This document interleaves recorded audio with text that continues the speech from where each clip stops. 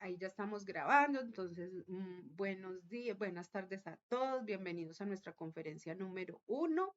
El tema de la semana o el tema de la actividad 1 va a ser sobre la empresa. Esa explicación entonces tiene a la vez otros subtemas. Hoy vamos a tratar sobre quiénes son los comerciantes, qué obligaciones tienen en Colombia, la definición de empresa, cómo se clasifican las empresas en Colombia, cuáles son los tipos de sociedades que se pueden utilizar en Colombia para crear empresa y vamos a ver algunos aspectos generales tributarios que deben de tener en cuenta las empresas en el momento pues de crearse. Bueno, les voy a invitar para que ustedes reflexionen sobre estas dos preguntas y las voy a copiar en el chat y conforme ustedes pues tengan a placer contestar estas dos preguntas, ¿sí?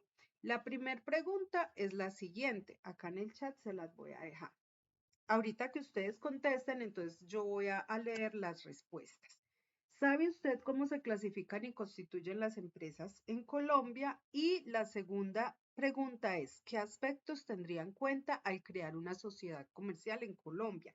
Entonces, la idea es que las personas que ya tienen conocimientos previos sobre eso respondan y yo ahorita entonces leo esas respuestas. ¿Listo? Bueno, mientras tanto, entonces yo voy a seguir explicando para poder que avancemos. Bueno, como primera medida, entonces hay que tener en cuenta que las empresas en Colombia, la normatividad que contempla pues todo el manejo desde la constitución hasta la forma pues de cómo administrarse las empresas está en el Código de Comercio. Esa es una norma, Código de Comercio colombiano. Ese código de comercio contempla que las personas que profesionalmente se ocupan de alguna de las actividades que se consideran mercantiles dentro de ese código de comercio, entonces la ley considera que son comerciantes en los siguientes casos. Cuando esas personas, además de hacer esas actividades que se consideran mercantiles, además de eso, se hayan inscritos en el registro mercantil. ¿Cuándo sucede eso? Cuando las personas deciden crear empresa y van a las entidades que se llaman cámaras de comercio y allí en esas cámaras de comercio pues ellos crean la empresa. Ellos por medio de un formulario que se llama RUES lo diligencian para poder crear una empresa. Cuando tiene un establecimiento de comercio abierto al público, es decir, la persona todavía no ha ido a la Cámara de Comercio, no ha hecho esas diligencias legales para constituir la empresa, pero abrió su negocio, se abrió al público, entonces ya se considera como un comerciante.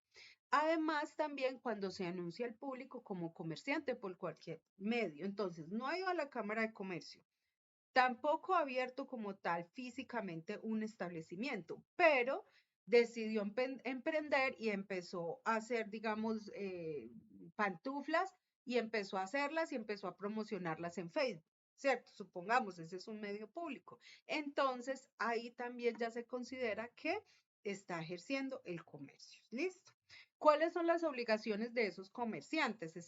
Según este Código de Comercio nos dicen que una obligación es matricularse en el registro mercantil. Eso es una obligación, es decir, ir a la Cámara de Comercio, diligenciar ese formulario RUES para poder que cree su empresa. Inscribir en el registro mercantil todos los actos o libros y documentos que la empresa pues exija por ley. En este caso, el gobierno exige que se inscriban unos libros, más que todo cuando se van a crear una empresa como tipo de sociedad, más que todo es, por ejemplo, el libro de socios, es decir, cuáles son los dueños de la empresa. También hay un libro que se debe suscribir, que es el libro de actas, que es que esos socios se pueden reunir constantemente y tomar decisiones con respecto a la empresa. Esas decisiones siempre deben estar escritas o deben constatarse en un acta. Siempre, toda reunión debe de constatarse o quedar en un acta las decisiones que se tomen. Esas son unas de esas clases de libros que hay que registrar.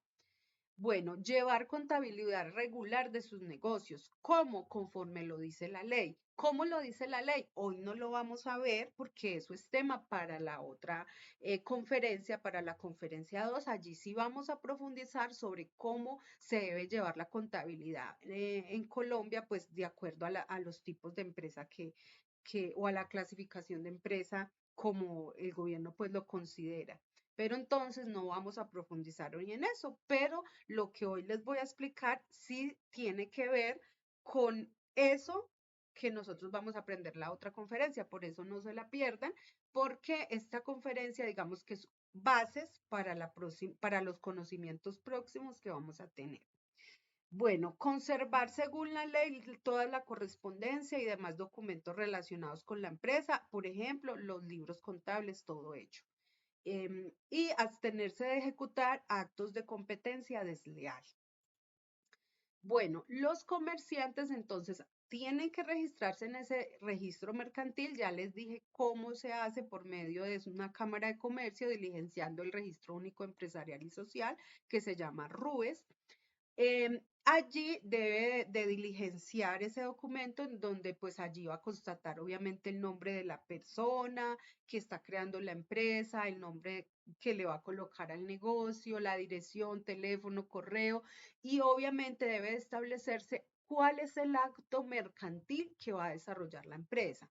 También en el Código de Comercio, según el artículo 20, allí establece todo lo que se considera acto mercantil, pero es demasiado largo, o sea, es muy, muy dispendioso. Además, hay palabras demasiado técnicas que para poder nosotros entender eso, pues tenemos que irnos a un diccionario a entender esas palabras qué significan.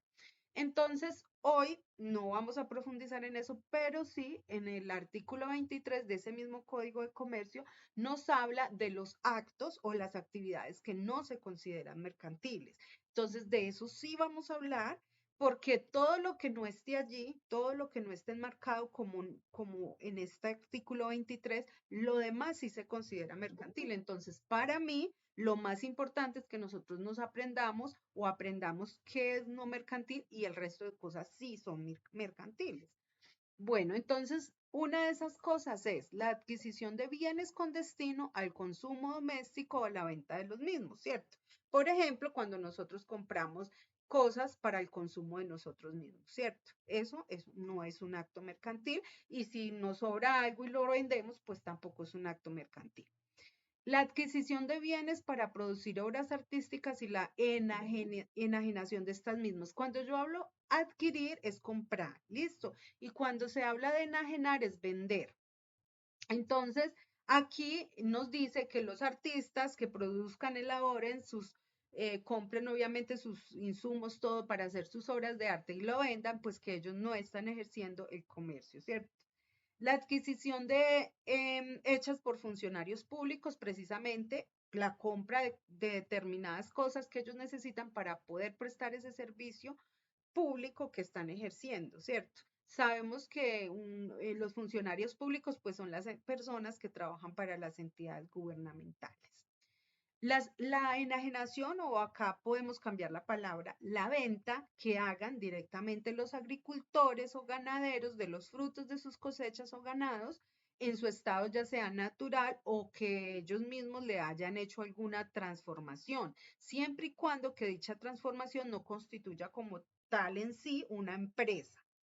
Entonces, mire esto tan importante, o sea, porque ya entendemos por qué tantos agricultores, pues ellos trabajan sus fincas, sus negocios, pero ellos no son considerados que están ejerciendo el comercio, por lo tanto no se les exige que se registren como tal en la Cámara de Comercio, ¿cierto? Sobre todo nosotros vemos muchas empresas personas ganaderas, ¿cierto? Personas que tienen sus granjas y todo ello.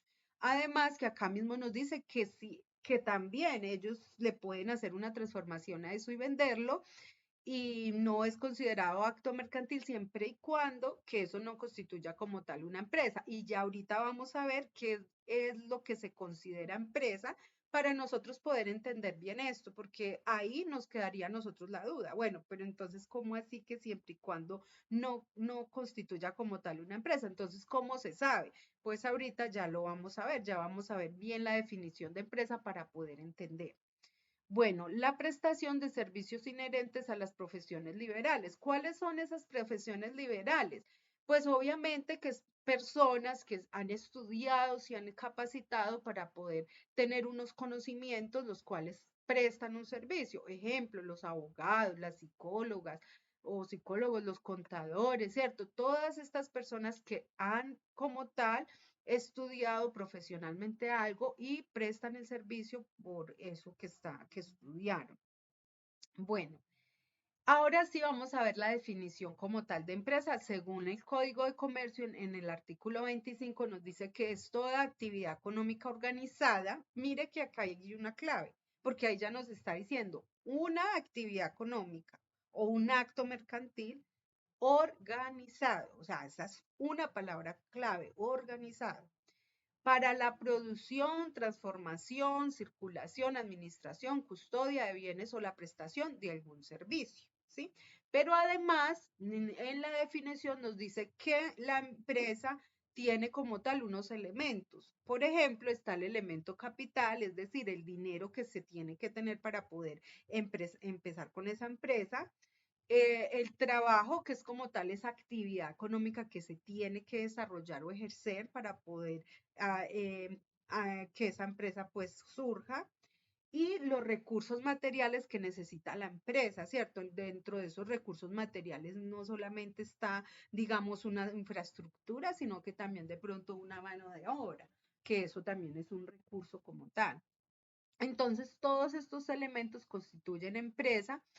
Bueno, o sea, ¿cómo nosotros podemos analizar que un agricultor que tiene su cosecha no, no está ejerciendo el comercio y de pronto nos dice que en determinado momento la persona ya puede estar ejerciendo el comercio?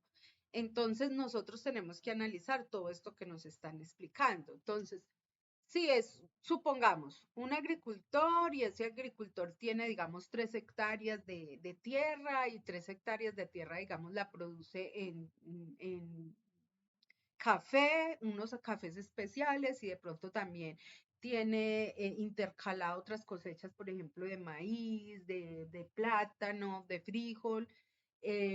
Y esta persona, digamos, por sí misma y con su familia, le hace todo el manejo a esta granja, ¿cierto? Y de hecho puede hacerle una transformación. Supongamos que ese café especial, él no lo vende como grano, sino que él coge ese café, lo organiza y tiene su maquinita ahí para moler el café y digamos que ya lo vende como tal empacado, ¿cierto? Entonces, hasta el punto en el cual él mismo puede hacer esa actividad económica y bueno, y su familia que está con él, su núcleo familiar, hasta ahí él no está ejerciendo el comercio según lo que nos dice el Código de Comercio. Pero cuando ya nos dice que lo que leímos acá, que siempre y cuando que dicha transformación no constituya por sí mismo una empresa, siempre y cuando. Entonces, digamos que él sí empezó a sacar sus cafés especiales y eso, pero le tocó que adquirir de pronto más hectáreas, le tocó ya empezar a arrendar esas hectáreas porque no son propias, le tocó empezar a contratar gente para que le ayude entonces a la transformación de todos esos productos, a mantener todos, mejor dicho, ahí ya se le salió al de las manos, ahí ya él está empezando a ejercer el comercio y ya esa actividad se está convirtiendo en qué? En una empresa como tal, ¿cierto? Entonces, mire que es algo muy sensible, es muy sensible porque, o sea, puede decir que eso es como una brecha muy angosta, el uno saber cuándo pasa un agricultor de no hacer un acto mercantil según lo que nos dice la norma a empezar a hacer un acto mercantil, ¿cierto? Entonces, ¿qué podemos decir nosotros los contadores y la experiencia de lo que hemos vivido? Que cuando las empresas cuando esas personas empiezan a crecer y eso se empieza a salir de las manos, pues ahí Ya la persona tiene que constituirse como empresa porque ya tiene que empezar a contratar personal, a contratar más instalaciones, bueno, todo ahí ya la persona dice, no, definitivamente aquí sí ya, esto ya es una empresa, ¿sí? Y de hecho uno muchas veces escucha a esas personas decir, no, es que esto era un negocio pequeñito, en la parte pues de la agricultura que es donde, digamos, la norma nos dice, porque el resto, cualquier otro acto mercantil, por pequeño que sea, ya es un acto mercantil y como tal tiene la obligación de constituirse como empresa. ¿Por qué? Porque hay que registrarse en el registro mercantil, ¿sí? Entonces, yo el ejemplo que estoy dando es simplemente para esta, digamos que es una exención que tiene la norma de que los agricultores, ganaderos, de esos frutos, de esas cosechas que ellos tengan y ellos la puedan vender en su estado natural o transformación, no se consideran comerciantes, ¿sí? Que es como lo que yo quiero resaltar. Pero cualquier otro acto mercantil, ¿sí? Se considera acto mercantil y se considera que ya tiene que cumplir con las obligaciones pues de los comerciantes que ya las acabamos de mencionar. Bueno, hay que tener en cuenta algo y es que esos actos mercantiles también son conocidos como actividades comerciales y esas actividades comerciales están clasificadas por un código que se llama código CIU, que es el código que es la clasificación uniforme de actividades económicas y eso es a nivel internacional. Entonces, ¿qué hace ese código CIU? Ese código CIU coge y ordena esas actividades económicas de acuerdo como a las áreas. Entonces, el área de pronto de agricultura, entonces le da una codificación y pone agricultura general y después, pero desde de la agricultura se van a generar muchas más actividades económicas, porque hay por ejemplo, actividades que son para criar solamente porcinos. Hay otras que solamente es para la parte de avicultura y así sucesivamente, ¿sí? Y por cada área, entonces el área de servicios, el área financiera, por todo eso, ese código civil lo que hace es clasificar, ayudar a que haya un orden en esas actividades económicas y les da un código y un nombre. ¿Listo? Bueno, vamos a continuar. Entonces, ¿cómo se clasifican las empresas? Las empresas se clasifican de diferentes maneras según varios aspectos. Entonces, según el destino de los beneficios que reciba la empresa, de los beneficios pues por las utilidades que se obtienen al final de año, entonces las empresas pueden ser con ánimo de lucro o sin ánimo de lucro. Con ánimo de lucro son aquellas empresas que se crean con el objetivo de tener una utilidad, una rentabilidad pues para aquellas personas que están, que crearon la empresa, ¿no? O sea, para los dueños.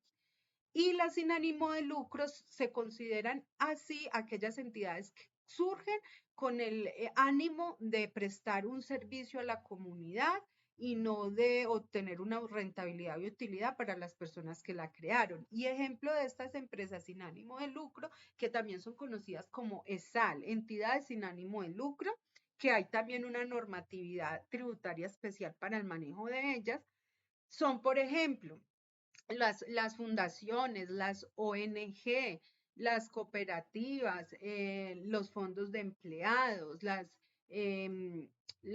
bueno, ya dije que las ONGs, y bueno, hay muchísimas más, las asociaciones también, hay muchas. Los sindicatos también, muy bien, felicitaciones y gracias a hoy por ayudarnos.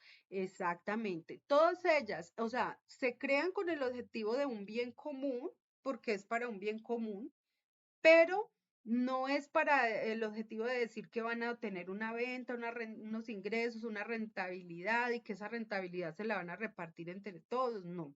Entonces, esa es la gran diferencia que hay entre las entidades con ánimo de lucro y las EXAI, que son las sin ánimo de lucro. Cuando las personas crean una empresa ya con ánimo de lucro, entonces se pueden crear como persona natural, es decir, nosotros mismos, ir a la Cámara de Comercio para crearnos o la podemos crear mediante algo que se llama persona jurídica. Las personas jurídicas son algunos tipos de sociedad que la ley permite que nosotros creemos empresa por esa persona jurídica o ese tipo de sociedad. Ahorita vamos a mencionar cuáles son esos tipos de sociedades. Bueno, también las empresas se clasifican según su actividad económica. Por ejemplo, las extractivas, que son aquellas que explotan como los recursos del subsuelo. Ejemplo, el petróleo, las piedras preciosas. Las entidades comerciales, que son aquellas que compran un producto que ya está elaborado, ya está hecho, y lo revenden. Nosotros lo conocemos como comerciantes o como intermediarios. Las empresas industriales, que son aquellas que compran una materia prima, contratan unas personas que van a darle una transformación a esa materia prima en un producto terminado y ese producto terminado lo venden. Por favor, les pido la colaboración que si apagan el micrófono para que no hayan de pronto interrupciones. Listo. Que mantengamos siempre nuestros micrófonos apagados mientras yo explico. Bueno, las entidades de servicios que pues ya nosotros hemos visto muchas a nuestro alrededor, ejemplo de ellas, las empresas de transporte, las empresas de turismo, empresas de salud, empresas de servicios de belleza y entre muchísimas más, ¿cierto? Tenemos también nuestras empresas agropecuarias de las cuales les he hablado tanto, en donde pues allí también tenemos todo tipo de granjas, o empresas que se dedican a crear pues todo tipo también de animales o producir todo tipo de plantas. Bueno, también entonces las empresas se clasifican según el sector al que pertenezcan. En Colombia hay cuatro sectores principales. El sector primario al cual pertenecen las empresas que son agrícolas o las extractivas. Entonces nosotros podemos decir, ah, es que yo tengo una granja, yo tengo una empresa que es una granja. Ah, entonces usted a qué sector pertenece? Ah, al primario, ¿cierto? Ah, no, es que yo tengo una empresa que es saca arena, supongamos. Ah, y entonces su empresa es una empresa que pertenece al sector primario, ¿cierto? Porque explota esa naturaleza pues del subsuelo. Bueno, y al sector secundario pertenecen las empresas que son industriales. Al sector terciario pertenecen las empresas comerciales y las de servicios. Y al sector cuaternario pertenece todo lo que se llama economía también naranja, por eso acá está en naranja. Entonces, todo lo que tiene que ver con la creatividad, con las artes escénicas, con televisión, con artistas, ¿cierto? Todas esas personas se dicen que pertenecen al sector cuaternario o a la economía naranja. Por eso acá ustedes ven que hay pinceles, que hay libros, ¿cierto? Que hay gafas, ¿cierto? Porque acá también pertenecen todos esos escritores, todas esas personas, científicos también, todos ellos pertenecen aquí. Locutores, todos ellos. YouTubers, ¿cierto? Que son los, digamos, los más de moda. Bueno,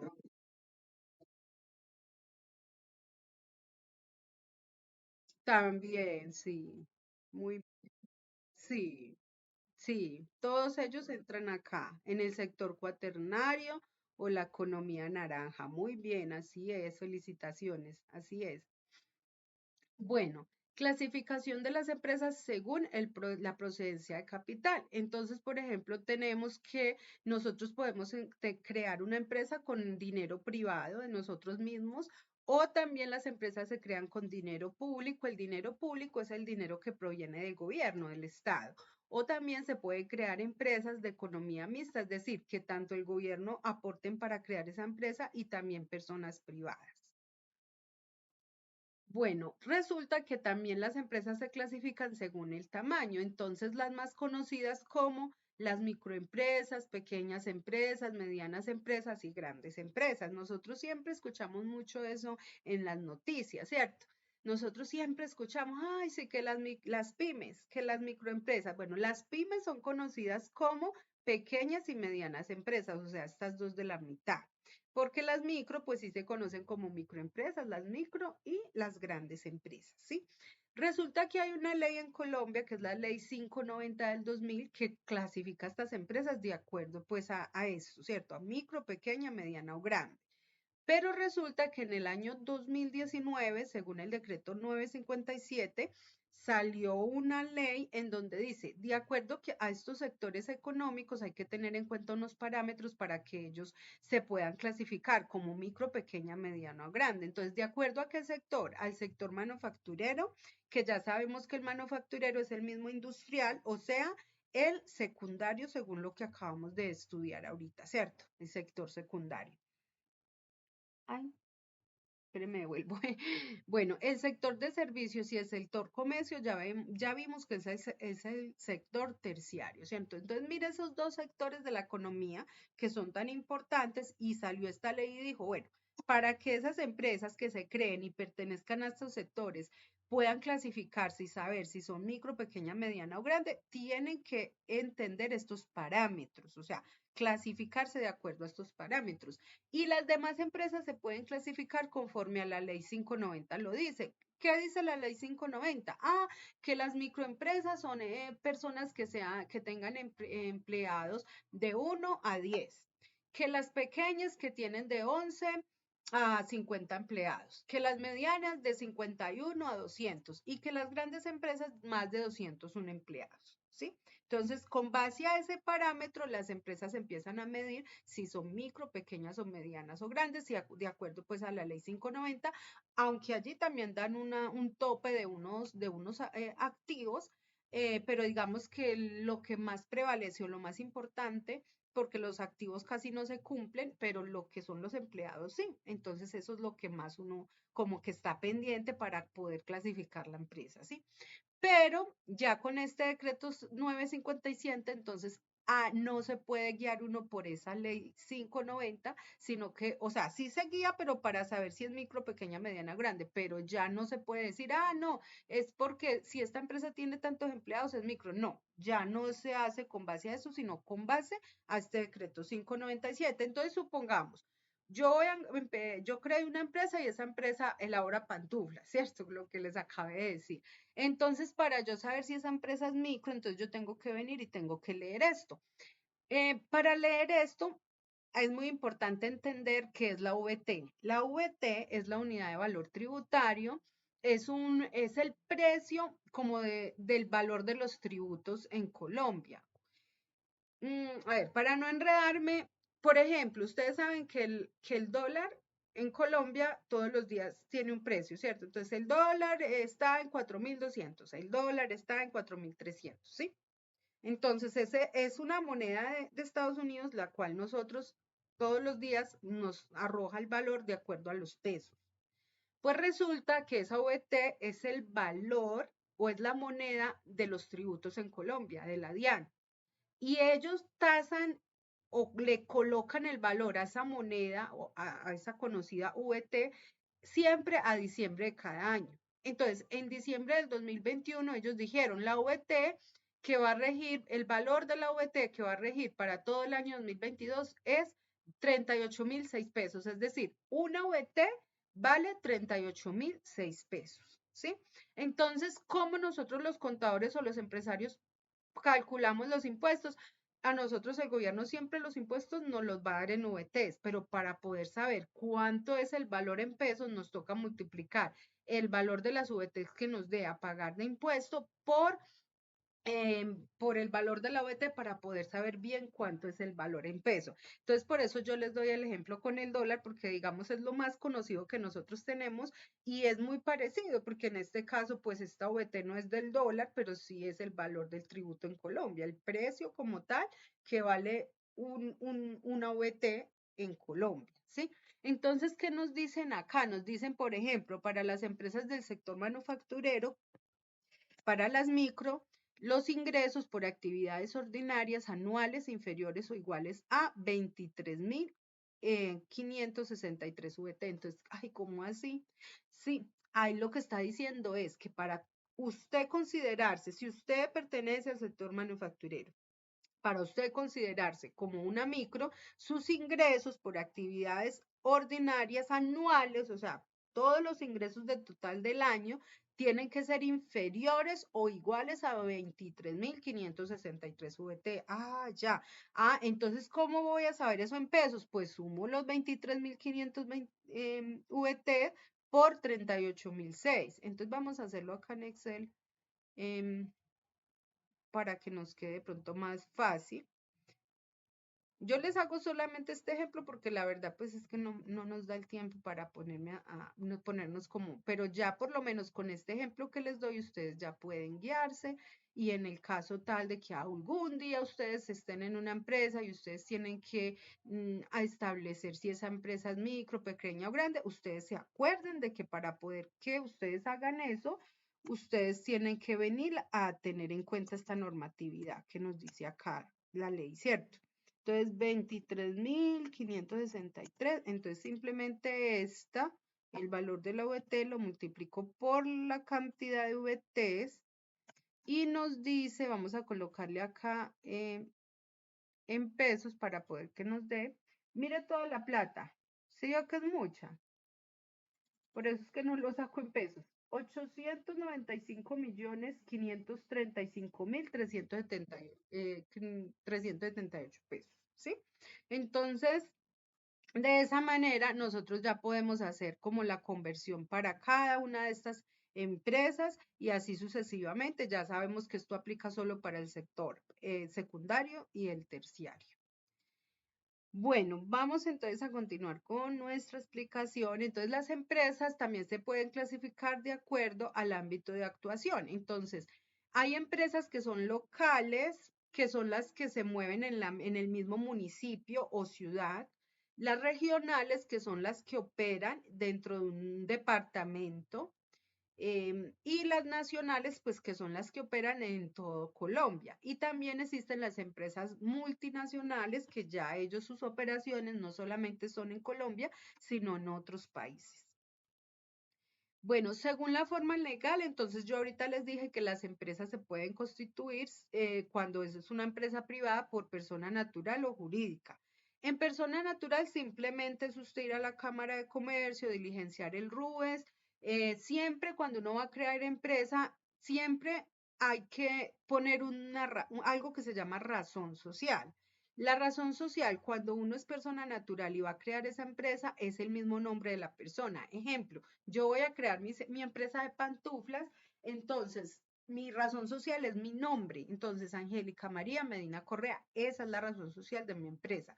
Pero yo le puedo dar una razón comercial o un nombre comercial. Por ejemplo, yo el nombre de mi empresa lo quiero colocar Pantuflas Happy, ¿cierto? Yo le quiero colocar así para darme a conocer a los clientes de esa manera.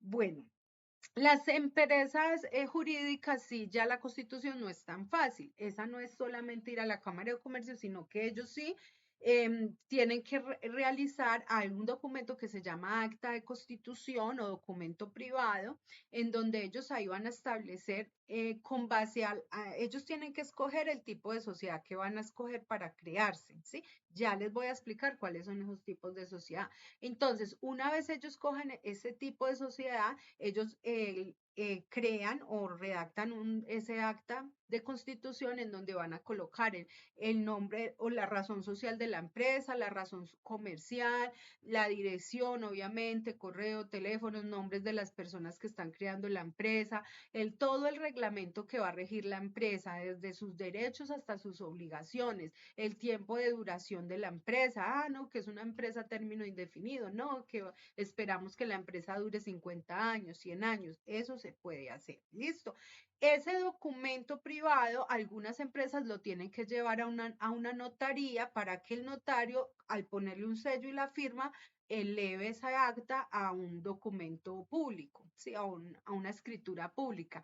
Y esa escritura pública, ahí sí la van y la llevan a la Cámara de Comercio y con esa escritura, entonces ya la Cámara de Comercio le hace pues ya el proceso de crearse como empresa como tal jurídica, ¿cierto?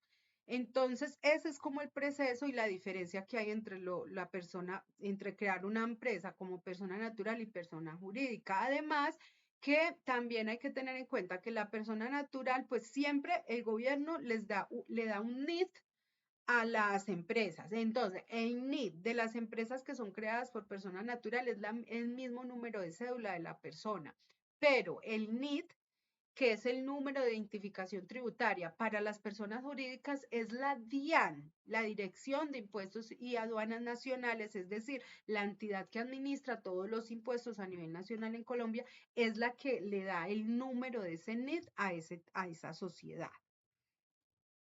Bueno, acá vamos a tener un ejemplo para que les quede a ustedes más claro el éxito. El éxito se clasifica de la siguiente manera. Pertenece al sector económico terciario, porque ellos compran ya los productos y los revenden. La actividad económica es comercial. El objeto social es con ánimo de lucro porque ellos pues obviamente obtienen utilidades que es para los dueños. Capital aportado es privado, ámbito de actuación extranjero. A mí me habían dicho que el éxito estaba en otro país o hasta hoy no sé pues si todavía lo está. La forma legal es que es una persona jurídica, es decir, el éxito es una sociedad. Tamaño es grande porque nosotros pues sin saber bien qué personal tiene, pero en las ciudades donde nosotros vivimos hay muchos éxitos, entonces nosotros decimos, no, pues eso es una gran empresa. Sociedad es una, ¿qué tipo de sociedad pertenece o qué tipo de sociedad es? Es una sociedad anónima, así se llama, SA, por su sigla SA. Bueno, vamos a ver si ustedes pusieron atención, no mentiras. Vamos a ver si, si ustedes me colaboran y responden esta pregunta. Entonces, la pregunta es, las empresas dedicadas a transformar la materia prima en productos terminados o semielaborados se clasifican en A. Si quiere, colocan ahí por la cajita del chat si es A, B, C o D. A, extractivas, B, comerciales, C, mixtas, D, industriales. Muy bien, felicitaciones, todos están diciendo industrial. Claro que sí, felicitaciones y muchas gracias por participar, así es. Evidencio que pusieron mucha atención, sí. Súper, así es la D. Bueno, resulta muchachos que también pues según el Código de Comercio, las sociedades se pueden clasificar de diferentes maneras. Entonces, en Colombia existen unas sociedades que son civiles, que no contemplan actos mercantiles, que son o sea, por lo regular, sociedades de hecho que se crean, ¿cierto? Por ejemplo, nosotros podemos decir que una sociedad civil es cuando una persona decide y va a a la notaría y decide, convive con otra persona, entonces hace una declaración extrajuicio, ¿cierto? Podemos decir que ese es un tipo de sociedad civil, pero no contempla un acto mercantil. Hay sociedades que son comerciales y estas sí son creadas para hacer actos mercantiles, que son las que ya les voy a explicar, que son las que usualmente se utilizan para crear empresa en Colombia. Hay sociedades extranjeras y nacionales, también estas contemplan actos mercantiles. Según el Código de Comercio, en ese artículo 469, establece que pues son creadas con leyes de otro país, pero su domicilio principal está en el extranjero, pero ellos vienen y crean acá sucursales, ¿cierto? Entonces se puede decir que son sociedades extranjeras, pero también hay sociedades que son acá, nacionales, que son empresas creadas acá, pero que ellos también van a otros países y obviamente abren sucursales y también se consideran empresas extranjeras. Bueno, sociedades mixtas, que son las que les acabo de explicar, que son creadas con dinero tanto del privado como de las empresas del Estado y gobierno. Y hay sociedades que son consideradas matrices o subordinadas o también filiales y subsidiarias. Es decir, la misma matriz es la filial y las subordinadas son las mismas subsidiarias. Ejemplo de ello, porque uno aprende con los ejemplos, ¿cierto? Tenemos al éxito, vamos a seguir con el éxito. El éxito compró al Inter, entonces el éxito es la matriz porque es la dueña del Inter y el Inter es la subsidiaria, ¿sí? Entonces, ese es uno de los ejemplos que yo les puedo dar más claros y estos tipos de sociedades pues han resurgido, digámoslo así, o no resurgido, han surgido más bien, porque eso no se veía antes en nuestra economía, porque ya a medida que pasa el tiempo, pues las empresas empiezan a tener más recursos, ¿cierto?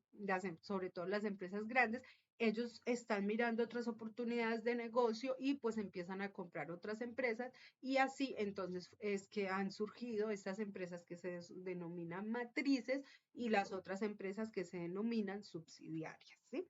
Ahorita yo les doy el espacio para para contestar las preguntas, ¿sí? Porque todavía falta unas explicaciones para que de pronto no dilatemos el tiempo. ¿Listo? Entonces, no se preocupen que pongan ahí la pregunta en el chat o tengan ahí la pregunta que ahorita en el espacio de las preguntas, con mucho gusto, ustedes van a poder hacerla y yo la respondo. Bueno, estas sí son las sociedades comerciales por las cuales pues son las más utilizadas para crear empresa en Colombia. Por ejemplo, nosotros tenemos acá la sociedad colectiva. Este es un tipo de sociedad que podemos crear, el cual se constituye con un mínimo de 2 socios y dice que esos socios son responsables solidaria y limitadamente por las operaciones de esa empresa hasta con el patrimonio de ellos. Es decir, las personas que crean un tipo de sociedad de estas sí tienen que medir la responsabilidad, porque imagínese uno hasta responder con la casa de uno por las operaciones de la empresa que uno cree, ¿cierto? Entonces, o sea, el nombre se conforma o el nombre que se le puede dar a esta empresa es con el nombre completo o apellido de alguno de los socios y además tiene que tener la sigla ICIA. Y un ejemplo de acá es Cruz y CIA, ¿sí? Ese CIA significa compañía. Entonces, cuando veamos esto, podemos decir, entonces esta empresa es una sociedad colectiva. Bueno, la sociedad en comandita simple y la sociedad por comandita por acciones. Resulta que estas sociedades se pueden crear, por lo menos la sociedad en comandita simple hay dos tipos de socios, un socio que se llama comanditario y otro socio que se llama gestor. Los comanditarios son los que aportan el dinero para crear esta sociedad y los gestores son los que aportan como el intelecto, la idea de negocio y los que pueden administrar de hecho el negocio. También dice que la responsabilidad de los gestores es ilimitada hasta con el patrimonio de la propia persona, pero la responsabilidad de los socios que aportan el dinero, esa es la responsabilidad es hasta el monto del capital que ellos aportaron para crear la empresa. Se conforma con el nombre completo o apellidos de alguno de los socios. Ejemplo, Torres y Cía, SNC. Mire que también se le coloca ICIA, compañía, pero con la sigla SNC, que es Sociedad en Comandita. Bueno, la sociedad en comandita por acciones dice que mínimo debe haber un comanditario, es decir, dos comanditarios, o sea, dos personas que den el dinero o más y uno gestor, o sea, que se crean con 3 socios, ¿cierto? Mínimo dos comanditarios y un gestor. La responsabilidad es lo mismo, los comanditarios hasta el dinero que aportan, el gestor hasta el patrimonio que él tenga y se puede crear con las sigla, o bueno, con el nombre, con los apellidos de los socios y la sigla CIA SCA. Entonces acá tenemos un ejemplo, Cecilia Hurtado y CIA SNCA, que es Sociedad en Comandita por Acciones. También tenemos la sociedad anónima, es una sociedad muy importante en Colombia porque es la única sociedad en cual las personas pueden crearla y el capital que ellos están aportando para esa empresa puede ser vendido o comercializado en las bolsas de valores. Entonces, acá hay otro punto importante y es que esta sociedad cuando se crea, el capital que se aporta, el dinero que se aporta es valorado o creado por medio de algo que se llama acciones. Entonces yo voy a dar 100 millones de pesos. Ese es mi capital que voy a aportar para la sociedad anónima. Pero entonces no es solamente decir el capital, sino cuántas acciones representan ese capital. Entonces ahí ellos le tienen que dar un valor a la acción, ¿sí? Entonces, si supongamos, la empresa decidió darle un valor a cada acción supongamos, de 10.000 pesos y una persona está aportando 100 millones de pesos, qué pena. Espere, hagamos el cálculo acá. Supongamos que alguien está aportando, hay un socio que está aportando 100 millones de pesos y hay otro socio que está aportando 50 millones de pesos. Entonces, el valor de la acción, supongamos que la taxaron en 20.000 pesos, ¿sí? 20.000 pesos vale la acción. Entonces, para saber cuántas acciones tiene cada socio, se divide el capital que aportaron en el valor de la acción y ahí ya nos va a decir el valor que tiene cuántas acciones tiene cada socio. Entonces, el socio A tiene 5.000 acciones y el socio B tiene 2.500 acciones, ¿sí? Entonces, esta sociedad anónima es la única que las acciones las puede vender en las bolsas de valores. De hecho, la mayoría de empresas grandes son sociedades anónimas porque precisamente ellos el capital lo quieren vender en la bolsa de valores. Por ejemplo, acá tenemos la sociedad comandita por acciones. El capital de ellos también es en acciones, ¿cierto? Se divide en acciones, pero ellos sí no pueden, esas acciones no las pueden vender en bolsa de valores, ¿sí? Entonces, esa es una de las diferencias. Acá, por ejemplo, la sociedad anónima dice que se requiere un mínimo de 5 accionistas para poder crear esta sociedad. La razón social de esta sociedad es el nombre que le quieran dar los socios en ese acta de constitución, pero deberá tener la sigla Sociedad Anónima o su sigla SA, ¿cierto? Deberá decir Sociedad Anónima o su sigla SA. Bueno, la sociedad por acciones simplificadas es un tipo de sociedad también, su capital está representado en acciones, pero estas acciones no se pueden vender en bolsas de valores. Es una sociedad que fue creada mediante la ley 1258 del año 2008. Se requiere mínimo una persona para crearse. Por eso, esta sociedad es una de las sociedades que más utilizan las personas para crear empresa. Precisamente, ¿por qué? Pues porque no solamente una sola persona que quiera crear esa persona jurídica o esa sociedad lo puede hacer sin necesidad pues de tener más socios ni nada. Bueno, o sea, por ejemplo, esa empresa se puede crear con un tope muy mínimo de dinero. No se necesita. Permítame un segundo, ¿sí? Permítame un segundo. Hola. ¿Cómo estás, mi reina? Ay, bien. Permítame un segundo que es que estoy en conferencia. ¿Qué más? Qué alegría verla. Ay, ¿y eso quién es? Mi nieto. Sí. Ay, ¿cómo estás? Súbeme. Sí. Ay, qué lindo, qué hermoso. Gracias a Dios. Donde Mónica está, ven, papi. ¿Estuve donde Mónica? Sí.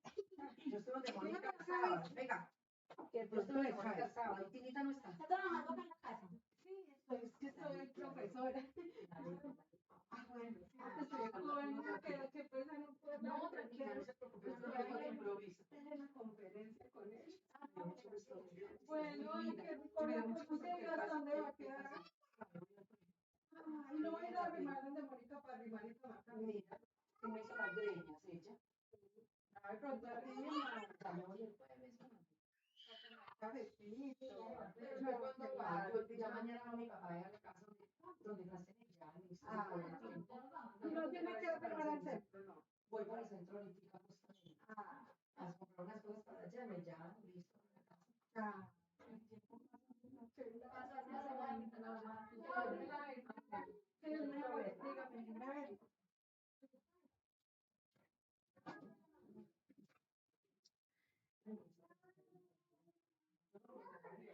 Hola muchachos, otra vez estoy por acá. Bueno, qué pena con ustedes la interrupción. Bueno, ¿estamos ahí? ¿Sí están ahí? Qué pena con ustedes. Pero bueno, ahí me disculpan, pero tuve un inconveniente, entonces. Bueno, muchas gracias muchachos. Listo, entonces vamos a continuar. Bueno.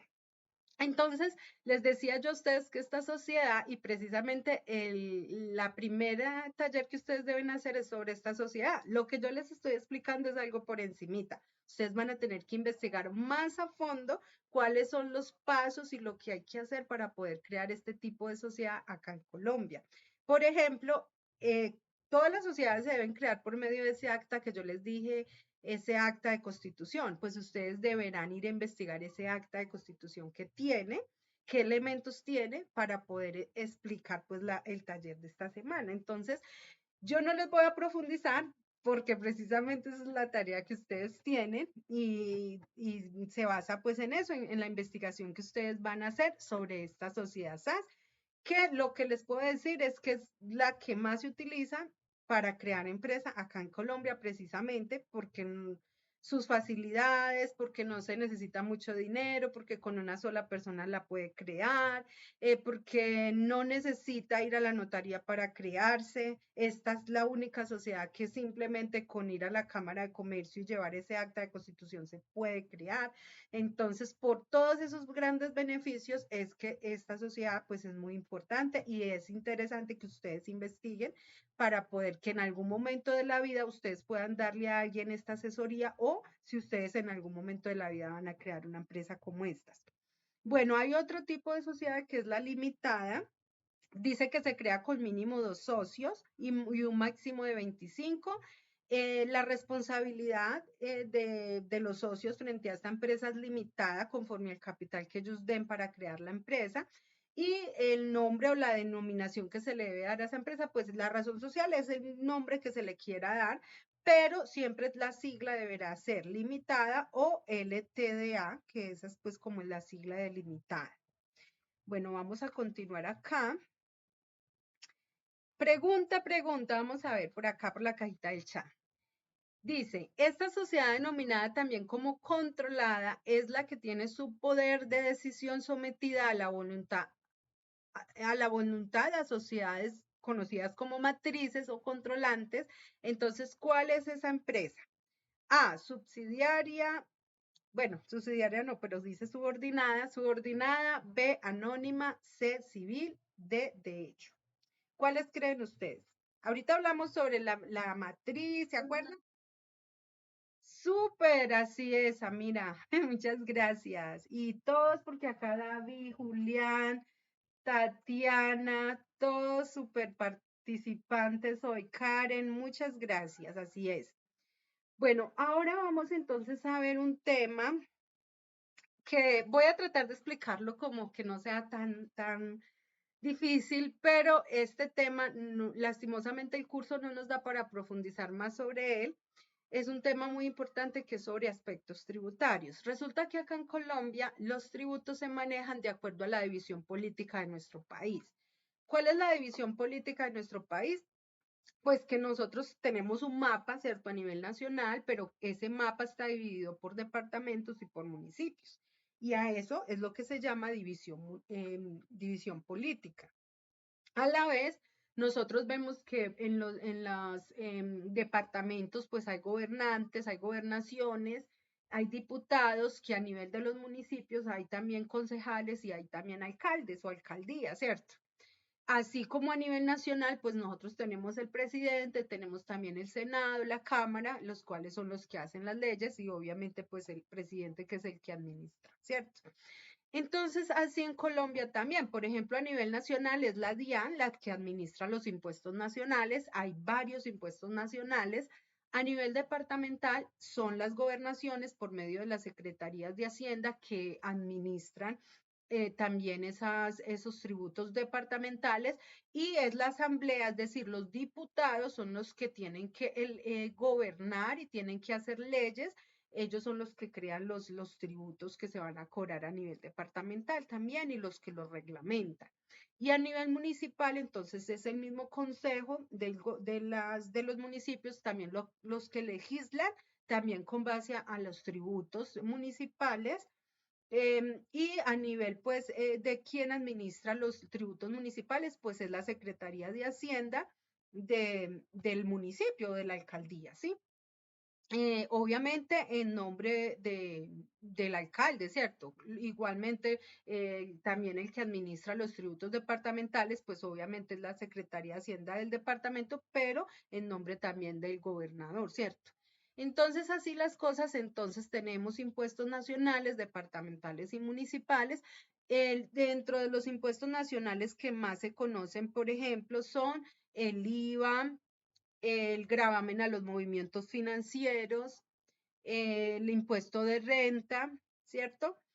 El IVA. es un impuesto al valor agregado, el impuesto que se cobra sobre todos los productos y servicios que estén grabados con IVA, que son la gran mayoría, pero hay unos productos y unos servicios que de pronto están exentos de IVA y hay otros que están excluidos de IVA. Entonces, por ejemplo, nosotros tenemos también dentro de los productos y servicios que están grabados con IVA, dos tarifas, la tarifa que es del 19%, que es la general, y la tarifa del 5%. Por ejemplo, hay algunos que tienen el 5% como el café, como el chocolate, pero hay muchos otros que sí tienen pues la tarifa, la gran mayoría del 19%.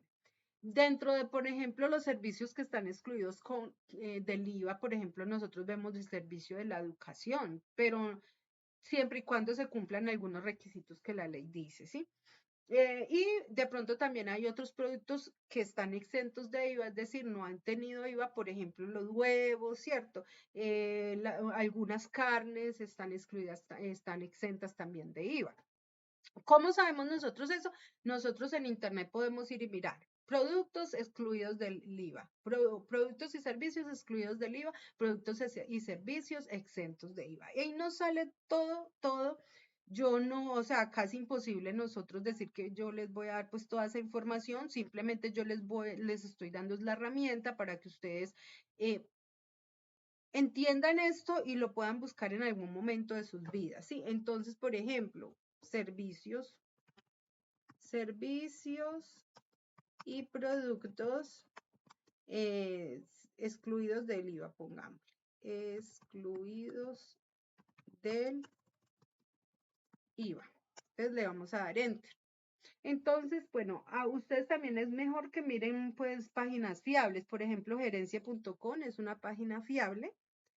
Entonces, mire que acá dice, ¿qué es un servicio excluido? Y ahí empiezan a salir todos los servicios excluidos, la lista, mire, servicios médicos, planes obligatorios de salud, bueno, y hay muchísimos, muchísimos, muchísimos. Y acá nosotros podemos ver toda la gran lista que tiene, ¿sí? Esa es como la herramienta que ustedes deben de tener en cuenta a la hora de investigar esto.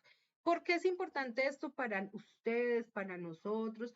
En cualquier momento que un conocido de ustedes mismos quiera crear empresa, pues ustedes tienen que saber si el servicio o el producto que ustedes están vendiendo se están excluido del IVA o exento de IVA, ¿cierto? Mire que sí es muy importante saber conocer esto.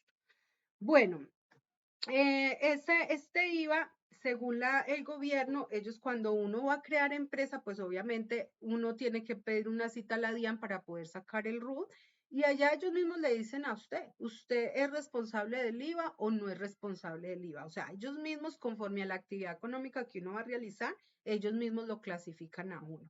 Si uno es responsable del IVA, entonces al ser responsable del IVA, pues ya va a tener que presentar la declaración de IVA. ¿Cada cuánto?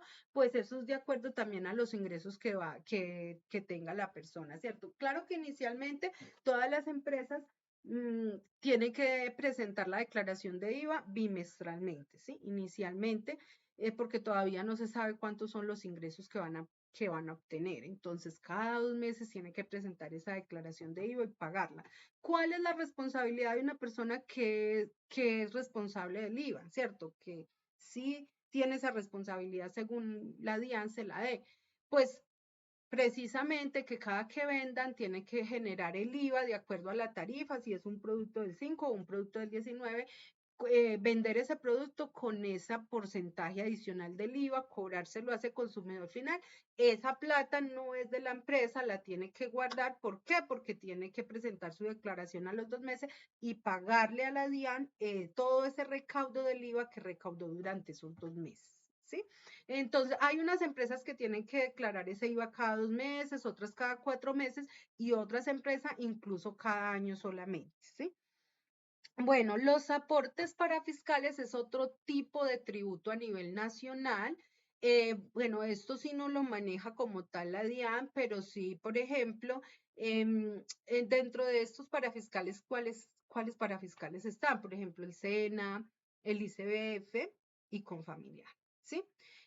Esto recae sobre la nómina de las empresas, ¿sí?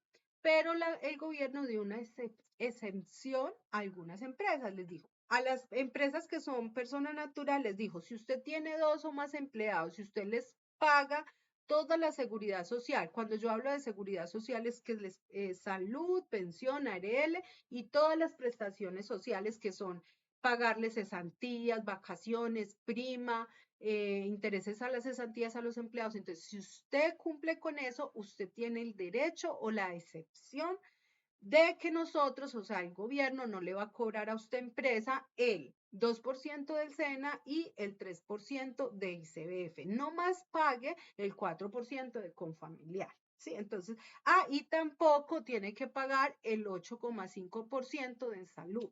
Eso está exento. Entonces, mire que es un beneficio, aunque ahorita no sabemos con la nueva ley, bueno, la nueva ley que está realizando, no sabemos qué cambios habrá, si eso va a tener algunos cambios, pero pues hasta el momento es así, listo. Bueno, el impuesto de renta, pues es un impuesto que ese sí lo tienen que, o sea, todos los colombianos lo debemos de pagar de una u otra manera. ¿Por qué?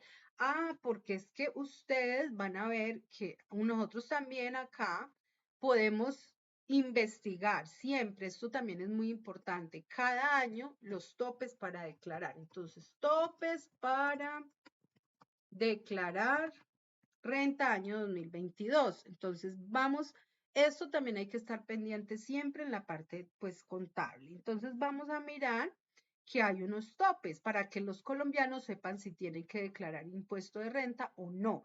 No significa que las personas que tengan este tope van a tener que pagar impuesto. O sea, muchas veces tienen que presentar la declaración, pero no les da valor a pagar porque de pronto sus ingresos que tuvieron y sus gastos, pues, son muy parecidos y no da topes a pagar, ¿sí? Entonces no significa, el hecho de tener la obligación de declarar no significa que se vaya a pagar el impuesto.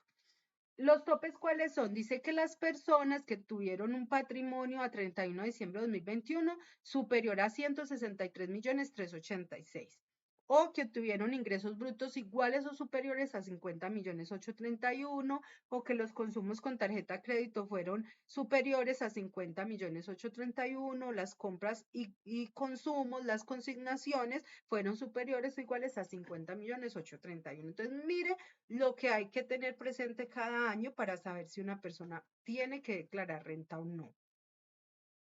Bueno, el impuesto de industria y comercio es un impuesto a nivel municipal. Entonces, todas las personas que creen empresa en su localidad, ellos siempre en las cámaras de comercio hay algo que se llama centro SECAE. Esos centros SECAE, ellos se encargan de asesorar al nuevo empresario y decirle, venga, estos son los tributos de acá municipales, usted tiene que presentar la declaración del impuesto de industria y comercio. Hay en algunos municipios que son cada mes, hay otros que cada 2 meses, hay otros que cada año, o sea, eso depende de cada municipio. Entonces yo acá pues no les puedo decir, no, es que eso es así, no, porque eso depende de cada municipio y como tantos municipios que hay en Colombia, además ellos tienen también sus diferentes tarifas, ¿sí?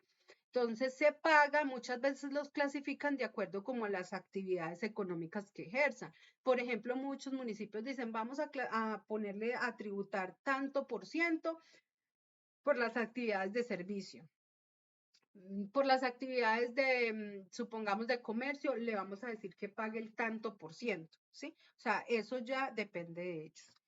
Bueno, resulta de que el gravamen al movimiento financiero, también conocido como 4 por mil, es un impuesto nacional en el cual el gobierno recauda esa plata por medio de los bancos y recae sobre las cuentas de ahorro de las personas si ellos superan determinados topes. Entonces, acá también nosotros podemos investigar por internet cuáles son esos topes para topes para el 4 por mil.